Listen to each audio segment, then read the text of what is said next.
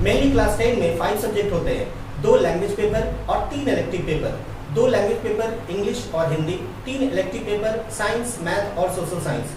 तो कुछ स्टूडेंट ऐसे हैं जो ये 5 सब्जेक्ट लेकर अपना पढ़ाई करते हैं, लेकिन उन्हीं स्टूडेंट में से कुछ ऐसे होते हैं जो 6 सब्जेक्ट लेकर पढ़ाई करते हैं। उनका 2 लैंग्वेज पेपर होता है, इंग्लिश और हिंदी, 3 इलेक्टिव पेपर होता है, साइंस, मैथ और सोशल साइंस, और उनका एक एडिशनल होता है, या तो फिर वो IT लेते हैं या CS लेते हैं या फिर संस्कृत लेते हैं। कंप्यूटर सब्जेक्ट में 402 सब्जेक्ट कोड एक ऐसा सब्जेक्ट है जिसमें मार्क्स दिया जाता है, और लोग एडिशनल सब्जेक्ट इसलिए भी लेते हैं क्योंकि वो बहुत इजी होता है और बोर्ड एग्जाम्स में मार्क्स स्कोर करना बहुत आसान हो जाता है। अब क्वेश्चन अराइज होता है कि हमारे पास ऑलरेडी पहले से ही 5 सब्जेक्ट है, तो फिर हम एक एडिशनल सब्जेक्ट का बर्डन क्यों लें?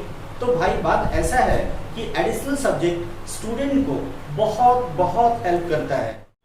जैसे मान लीजिए आपका 5 सब्जेक्ट है, बोर्ड एग्जाम्स में आपको इन 5 सब्जेक्ट में जो भी मार्क्स मिलेगा उसे ऐड करके इन्हीं पे आपका परसेंटेज निकलेगा। जिन स्टूडेंट का 6 सब्जेक्ट होता है, एक एडिशनल पेपर होता है, उनको बहुत फायदा मिलता है। पहला फायदा तो ये है कि उनको बेस्ट ऑफ 5 सब्जेक्ट का मार्क्स को कैलकुलेट करके वो अपना परसेंटेज निकाल सकते हैं। दूसरा फायदा ये है कि अगर किसी स्टूडेंट का 6 सब्जेक्ट है, उसका एक एडिशनल पेपर है, तो उसके इलेक्टिव पेपर साइंस, मैथ और सोशल साइंस, इन तीनों में से अगर किसी एक में फेल कर जाता है तो उसका एडिशनल पेपर का मार्क्स को ऐड कर दिया जाता है और उसे प्रमोट कर दिया जाता है। लेकिन एक कंडीशन ये है कि उसका एडिशनल सब्जेक्ट लैंग्वेज पेपर नहीं होना चाहिए।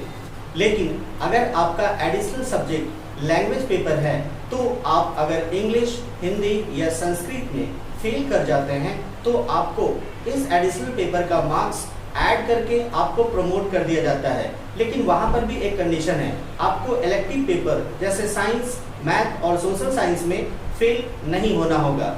इस तरीके से ये आपका एडिशनल सब्जेक्ट स्टूडेंट को बहुत हेल्प करता है। उम्मीद करते हैं स्टूडेंट आपको दी गई जानकारी आपको बहुत हेल्प करेगी। तब तक के लिए गुड बाय।